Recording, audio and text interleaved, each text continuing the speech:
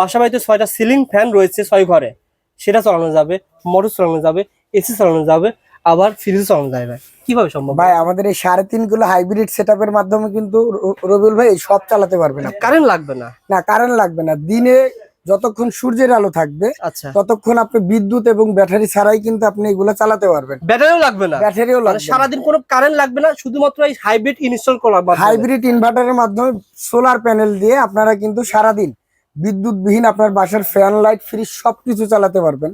যারা রাতে ব্যাকআপ চান, যে আমার রাতেও ব্যাকআপ প্রয়োজন, তাদের জন্য একটু ব্যাটারি সেটআপের এই জায়গায় কিন্তু ব্যাটারি দেওয়া তো আছে। সারাদিন যদি কারেন্ট না লাগে তাহলে তো কারেন্ট বিল কম আসবে, রাত্রি যদি কারেন্ট বিল লাগে তাহলে তো কারেন্ট বিল অনেক কম আসবে, রবিউল ভাই, আসবেই না। ধরেন আপনি মাসে আপনার 3000 টাকা বিল আসে, আচ্ছা, তা আপনি সারাদিন যদি আপনি সোলার থেকে সবকিছু চালাতে পারেন তাহলে তো দিনের বিলটা আপনার সেফ। সেফ। তার মানে 3000 টাকার বিল 1500 টাকা চলে আসে, 1500 টাকা অর্ধেক চলে আসবে। অর্ধেক চলে আসবে। ওকে। এবং যদি আপনি একটা আইপিএস লাগাতে চান, হুম। যে রাত্রের ব্যাকআপের জন্য যদি একটা আইপিএসও লাগান, তাও কিন্তু 50-60 হাজার টাকা খরচ হয়। খরচ হয়। তো আপনার ওই টাকাটাই খরচ বা ওর থেকে একটু ডাবল টাকা যদি খরচ করেন, আপনার 1-2 বছরে কিন্তু আপনার সোলারের টাকাটা উঠে চলে আসে। 30 বছর, আচ্ছা, আচ্ছা। ব্যাটারির ওয়ারেন্টি 18 মাস এবং ইনভার্টারের ওয়ারেন্টি কিন্তু 2 বছর।